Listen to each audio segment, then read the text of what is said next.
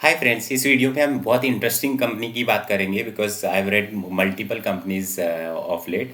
But this is the company where I really liked it and I felt like yes, this could be one of the multi bagger. So from that perspective, let me tell the name of the company. So to start with, the company's name is APL Apollo Tubes Limited. While most of you might be knowing this company, basically ये steel tubes बनाती है company. And that's where it is, and they have done really good job in recent past as well and in long term as well. अभी current situation ऐसा है company का कि last 1 year में अगर मैं YoY Q4 का growth देखूँ तो इनका एक मोडेस्ट ग्रोथ है अराउंड 7% के आसपास. लेकिन अगर मैं एबिटा की ग्रोथ देखूँ तो revenue growth was 7%, but EBITDA की ग्रोथ देखूँ तो कुछ 32% है. विच एसेंशियली मीन्स इनका जो एबिटा मार्जिन है वो 6 से 8% हो गया है. क्यों? So revenue growth 7%, EBITDA growth 33% means they have really played a game of premiumisation. So where जो अपोलो ब्रांडेड जो इनके पाइप्स होते हैं उनका रेट उन्होंने कुछ 3000 से 4000 रुपीज़ पर मेट्रिक टन बढ़ा दिया, मतलब 3 से 4 रुपये पर केजी बढ़ा दिया है. And customers are happily paying that. So ये उनकी ब्रांड इक्विटी है, दैट्स व्हाट दे सेड.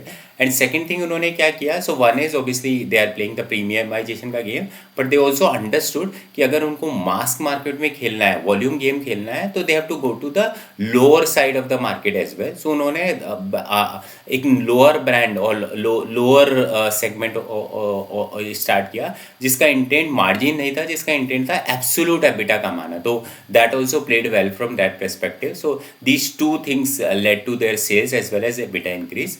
ना एबिटा इंक्रीज हुआ है 33% से, और जो पैट इंक्रीज हुआ है वो 43% हुआ है. उसका रीज़न ये है कि जो है वो ये काफ़ी मतलब they have surplus cash in their balance sheet, so definitely कोई इंटरेस्ट की एडिशनल कॉस्ट नहीं आ रही है. Second is depreciation perspective also they have done all their roll out, जो भी कैपेसिटी रोल आउट करनी थी अभी तक they have done. So depreciation भी कोई सब्सटेंशियली इंक्रीज नहीं हुआ है एज वी स्पीक.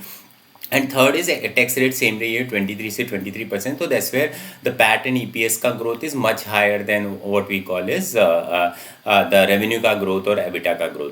नाउ ये तो आज तक की स्टोरी हो गई कि व्हाट, बिकॉज ये तो एनी विच डिस्काउंटेड होगा.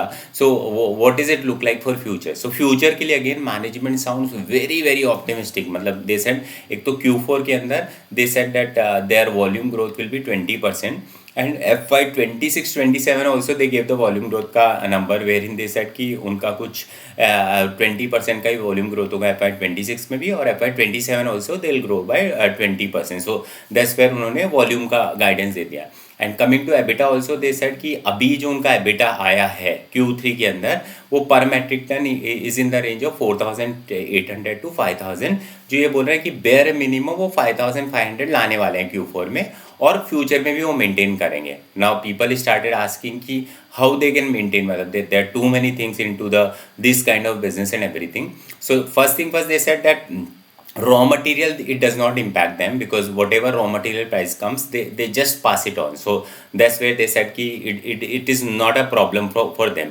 Second piece jo they have done many structural changes when it comes to their cost structure. One is unka overall volume production has increased around 30-40%. So from that perspective jo fixed cost ka leverage है उन्हें वो काफ़ी अच्छा मिला है. So that's fixed cost leverage. Second piece जो उनको हुई है, उन्होंने फ्रेट कॉस्ट पे काफ़ी ऑप्टिमाइजेशन किया. सो दे हैव 4-5-6 प्लांट्स. सो कभी भी सारा माल सारे प्लांट्स में बन रहा था और वो मतलब किसी भी मार्केट में जा रहा था, तो दे पुट दिस स्ट्रैटेजी की respective plant respective local market को सर्व करेगा, और इसके लिए they had to do some production planning optimisation everything. So they have done it. So second thing they have done, they have worked on electricity cost. So वहाँ पे भी they got the substantial saving that's.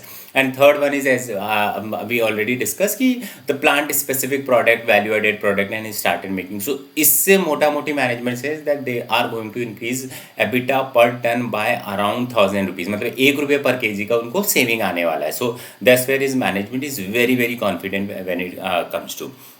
Now, second best piece I liked about this is the management talked about the working capital and ROC and the capex funding. So if I'll touch upon सबसे पहले working capital. So working capital, as we speak, they say the working capital is 30 days, which they will reduce down to 20 days in Q4. And that's what their endeavor is कि working capital will be negative working capital. So which means whatever working capital will be there, that will be funded through the creditors. So वो एक और अच्छा फायदा है कि वो वहाँ पे इनका पैसा पैसा नहीं फंसेगा, वहाँ पैसा नहीं फंसेगा, तो उससे फिर उनको और ज़्यादा रिटर्न आएगी। तो working capital they are very clear. Second is ये कुछ 1500 करोड़ का कैपेक्स करने वाला है, विच मीन्स जो उनकी करंट कैपेसिटी है वो 4.5 मिलियन टन की है, मतलब 45 लाख टन प्रोडक्शन की कैपेसिटी है, जो ये हाँ 45 लाख टन की कैपेसिटी है, जो कि ये 100 लाख टन तक लेके जाएंगे। So 4.5 million ton will become 10 million ton in next 3-4 years. FY30 तक का इनका टारगेट है, और वो ये जब करेंगे तो इनको कुछ 1500 करोड़ का कैपेक्स करना पड़ेगा। बट टू एवरीबडी सरप्राइज उनकी बैलेंस शीट में ऑलरेडी 500 करोड़ रुपए पड़े हैं, और मार्च एंड तक वो 1500 करोड़ जनरेट कर लेंगे। तो मतलब वहाँ पे भी ना कोई डेट आने वाला है, ना इक्विटी डायल्यूशन आने वाला है, एवरीथिंग इज सॉर्टेड। तो वो भी मतलब उस पर्सपेक्टिव से ऑल्सो कुछ इक्विटी डायल्यूशन नहीं होगा, तो overall things will be better. And ROC management itself said that अभी 33% का उनका ROC है, जो बढ़ के 40% they will get by FY27। So मतलब that's also be very good thing. And then management said that उनका जो अभी एबिटा है ट्रेलिंग 12 मंथ का अगर मैं बात करूं तो 1700 करोड़ है। एंड देन दे सेड कि इस एबिटा को उनका जो प्लान है by FY30 they want to make it in the range of 6000 to 10,000 का range. So basically they are expecting to make the EBITDA 4 times from here.